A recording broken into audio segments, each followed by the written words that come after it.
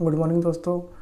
आज आपका हम पढ़ेंगे चैप्टर गुलिवर्स ट्रैवल। ये आपका इंग्लिश का चैप्टर है और ये अब पहले हमने वो टॉपसी टर्वी आइलैंड करा था, तो अब हम कर रहे हैं गुलिवर्स ट्रैवल। इसमें क्या होता है, शिप से लोग कुछ बैठ के कुछ नए जगह पर एक नए आइलैंड पे पहुंच जाते हैं। तो ये सारी स्टोरी उसके बारे में है। चलो, जैसे कि आपको यहाँ पे दिखा रखा है, ये एक पिक्चर बनी हुई है। यहाँ पे पता चलेगा आपको आगे जाके इस आइलैंड में जो भी क्या अलग बात है कि लोग यहाँ के कैसे अलग हैं, हम जैसे लोगों से अलग है। तो गुलिवर्स ट्रैवल ये लिखा हुआ है। अब हम इसको पढ़ना चालू करते हैं। When a person tales a story of his in life in his own words it is called an autobiography. अगर कोई व्यक्ति अपनी कहानी खुद बताता है या खुद लिखता है तो उसको बोलते हैं ऑटोबायोग्राफी। मतलब उसने वो वाली कहानी खुद लिखी है या अपने बारे में। गुलिवर अ सेलर, गुलिवर नाम का एक सेलर था, जो शिप पे जाते हैं उनको सेलर बोलते हैं। Was one caught in the land of Giants. ये गुलिवर नाम का जो सेलर है, ये ऐसे आइलैंड पे फंस जाता है जहाँ पे बहुत बड़े बड़े लोग रहते हैं। बड़े बड़े मतलब साइज़ में बड़े जाइंट्स, जो जो हाइट में भी बहुत बड़े बड़े ऊंचे ऊंचे हैं और उनकी हर चीज़ बड़ी है। तो ऐसे जगह पे ये गुलिवर ट्रैवल फंस जाता है। This is how he describe his experience, और वो फिर अपना एक्सपीरियंस बताता है। तो वही हमें बता रखा है। तब हम पढ़ते हैं। On the 16th of June 1730, ये तब की बात है 1730 की। वी डिस्कवर लैंड, गुलिवर बताता है कि हमने वो शिप में चल रहे थे, उनको एक लैंड दिखा, पानी के वहाँ पे एक आइलैंड दिखा। Our captain sent a dozen of man with vessels for water. अब उन्होंने क्या करा, जो उनके कैप्टन था शिप का, उसने बहुत सारे लोग मतलब डजन्स ऑफ मैन मतलब 12 कुछ लोगों को उन्होंने पानी के लिए भेजा लैंड पे। If any could be found, अगर कोई पानी उनको मिल जाता है खुद के पीने के लिए। When we came to land we saw no river or spring nor any inhabitant. उन्होंने देखा कि आसपास ना तो कोई नदी है और ना ही कोई झरना है और ना कोई वहाँ पे लोग उनको दिख रहे हैं। I went on to explore, वो लोग वहाँ पे और घूमते रहे। देखा उन्होंने आइलैंड पे उतरे तो वो ढूंढ रहे थे चीज़ें की क्या चीज़ वो खा सकते हैं, क्या चीज़, उनको पानी तो मिला नहीं वहाँ पे। The country was barren and rocky. Barren होता है जहाँ पे कोई कुछ चीज़ उग नहीं सकती, तो वहाँ की जो ज़मीन थी वो ऐसे बैरन थी, मतलब ऊपर उपजाऊ नहीं थी, और रॉकी थी, मतलब वहाँ पे बहुत सारे पत्थर थे। I turn back to join the crew, जो गुलिवर था उसने पीछे मुड़ के वो अपने ग्रुप के साथ फिर वापस चलने लग गया। Only to see them getting into a boat and drawing to life for life to get into the ship.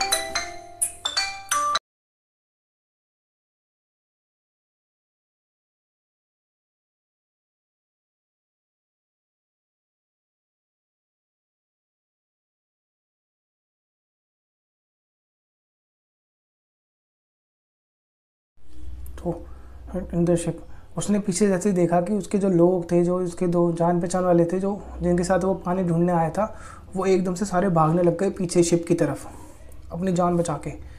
Before I get could reach them I observe a huge creature walking after them in the sea as fast as he could.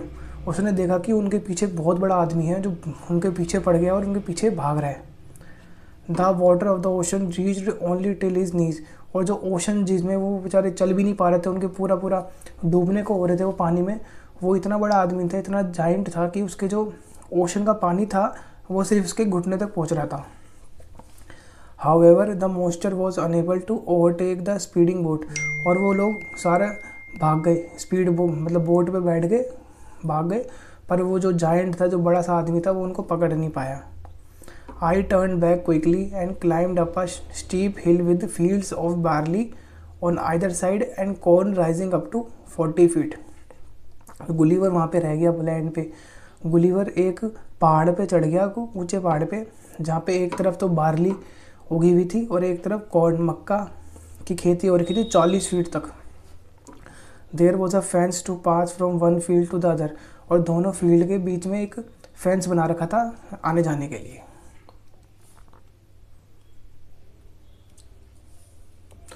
It was impossible for me to climb because every step was 6 feet high. अब वो यहाँ पे क्या है, सारे लोग बड़े बड़े हैं तो उनकी जो सीढ़ियाँ हैं ना वो भी बहुत ऊंची ऊंची थी। तो जो ये बताता है कि वो सीढ़ी पे भी नहीं चढ़ पा रहा था उनकी, क्योंकि उनकी जो सीढ़ी थी वो 6 फुट ऊंची थी। I was trying to find a gap in the hedge when I discovered one of the inhabitants in the next field walking towards the fence. और उसने देखा कि वो कहीं से कोने से निकलने की कोशिश कर रहा था, पर उसने एकदम से देखा कि उनका कोई वहाँ का रहने वाला इंसान है, आदमी है, वो उसकी तरफ फेंस से होते हुए आ रहा है। He was of the same size as the chasing sea creature. उसने देखा कि जो आदमी है वो भी उतना ही बड़ा है जितना वो आदमी उन लोगों का पीछा कर रहा था, उतना ही बड़ा एक आदमी है वो उसकी तरफ आ रहा है। I was stuck with utmost fear and astonishment and ran to hide myself. वो पहले तो बहुत डर गया, उसको एक अचंभा भी हुआ कि इतना बड़ा आदमी कैसे हो सकता है, और वो फिर खुद को बचाने के लिए छुप गया। He called in a voice much louder then a trumpet. उसने बहुत तेज़ चिल्लाया, जैसे ट्रम्पेट से भी तेज़ चिल्लाया। It sounded like thunder. उसकी आवाज़ एकदम थंडर जैसी थी, गरज जैसे आवाज़ गरजती है ना, वैसी आवाज़ थी। 7 monsters like him came towards the field ready to reap the corn। और 7 बड़े बड़े लोग, जैसे बड़े बड़े राक्षस जैसे लोग खेत में आए, और उस कॉर्न वाले मक्के वाले खेत में, और उनको रीप करने के लिए, खेत को जो जैसे मक्का निकालने के लिए। They carried a reaping hook which was very big. और उनके पास एक हुक भी था, रीपिंग हुक होता है जिससे हम मक्के की खेती को मतलब हटाते बनने के हो जाने के बाद। व्हेन वन ऑफ द, मैं आपको दिखाता हूँ, ये जो उसके हाथ में है ना, ये इसको बोलते हैं रीपिंग हुक। इससे वो मक्के की खेती को हटाते हैं। यहाँ पे थे हम। When one of the reapers approached where I was lay hidden, I screamed as loud as I could। और उनमें से ही एक आदमी ने उसको देख लिया और उसकी तरफ वो पहुंच गया। The creature stopped reaping. Creature जो था वो तो उनको दानव ही समझ रहा, क्योंकि इतने बड़े आदमी उसने तो कभी देखा ही नहीं, तो उसके लिए तो वो दानव ही है। तो उसने देखा कि जो क्रिएचर था बहुत बड़ा आदमी था, उसने उसको क्रीपिंग रोक दी है, और पिक्ड मी, उसने उसको उठाया। अब beaten him is between his थम एंड 4 फिंगर। उसने उसको अपनी ये अंगूठे और 4 फिंगर के बीच में पकड़ लिया।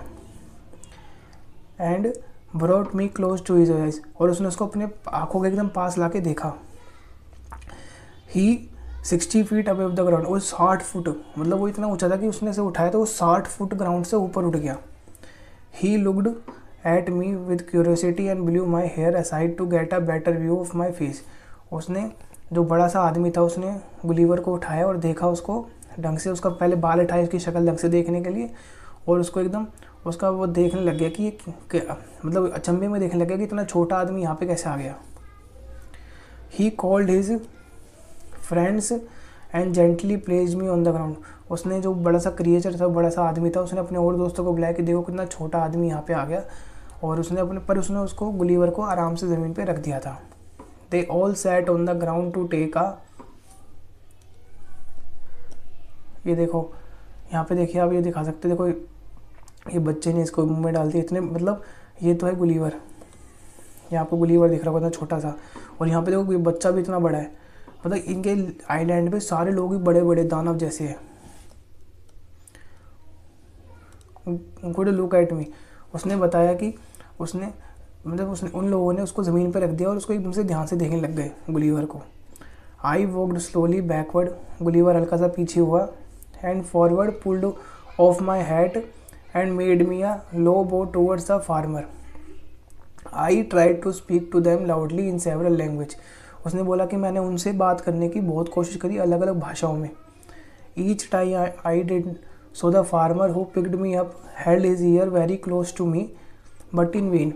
कह रहा आर्मर ने, जब भी मैं कुछ बोलता तो फार्मर क्या करता, उठा के मुझे अपने कान के पास लाता सुनने के लिए कि क्या बोल रहा है, पर वो समझ नहीं पाता कुछ। The farmer took me to his house. जो फार्मर था वो बड़ा सा जानवर, वो उसको अपने घर ले गया।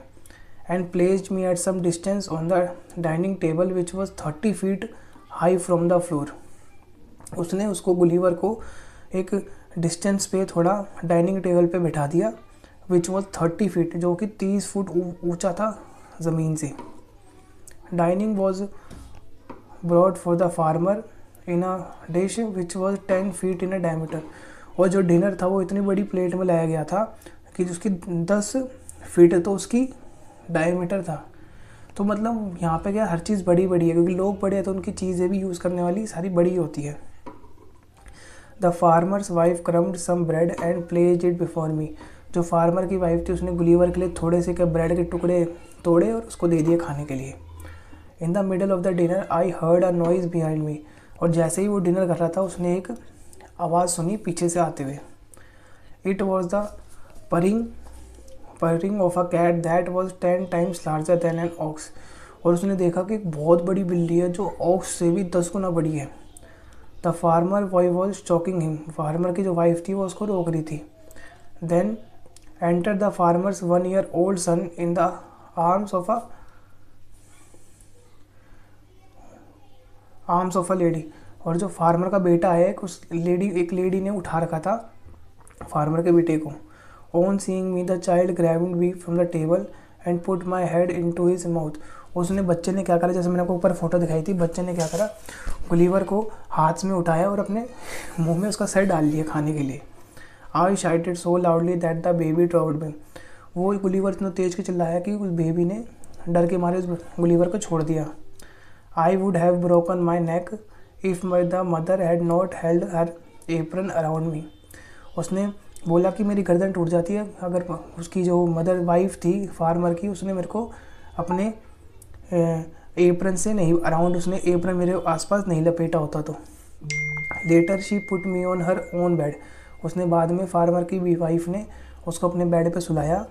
And covered me with a clean white handkerchief. और उसने एक रुमाल से, जैसे हम तो वो ओढ़ते हैं ना, क्या कहते हैं, चादर ओढ़ते हैं।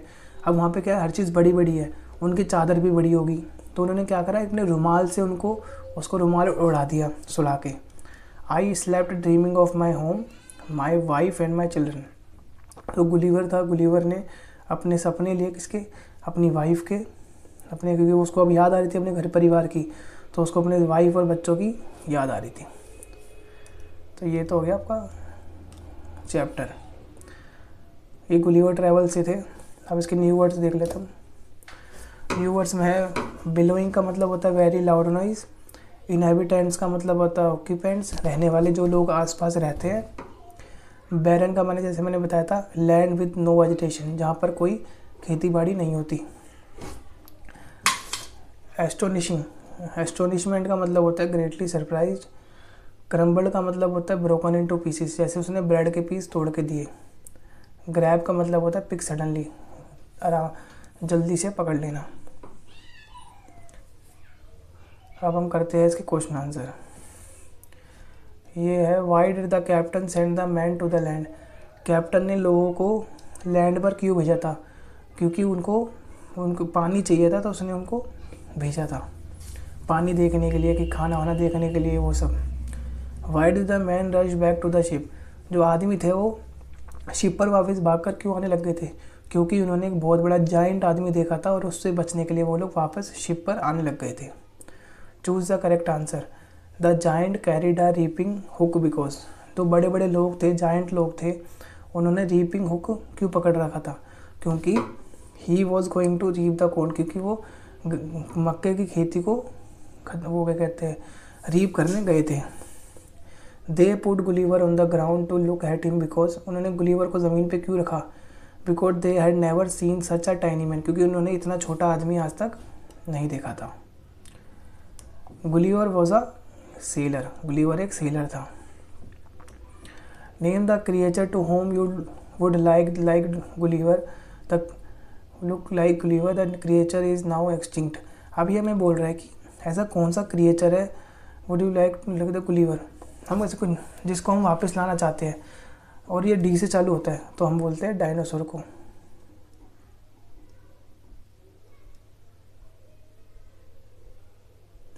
हम डायनासोर गुलीवर के लिए हम कैसे होंगे, डायनासोर बड़ा होता है ना, डायनासोर कितना बड़ा होता है, तो वो हम उसको वापस लाना चाहेंगे। From the text right the sentence that tells you the following. अब इसमें बताना है, हमें कुछ सेंटेंस दे रखे हैं, जैसे the giant reaper were fascinated by Gulliver. अब हमें ये बताने कि वो ऐसे क्यों हमें लगा कि उसने ये लाइन बोली होगी, ऐसे क्या लाइन उसने हमें लगी। तो इसमें हम जैसे लाइन बता सकते हैं, they all sat on the ground to take a good look at me. उन्होंने ज़मीन पे मुझे रखा और मेरे को ध्यान से देखा।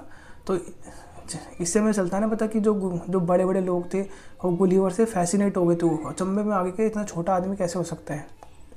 Gulliver was a learn man, Gulliver एक सीखा हुआ आदमी था। ये हमें कैसे चलता है पता, किस लाइन से चलता है। तो इसका आंसर है I try to speak to them loudly in several languages.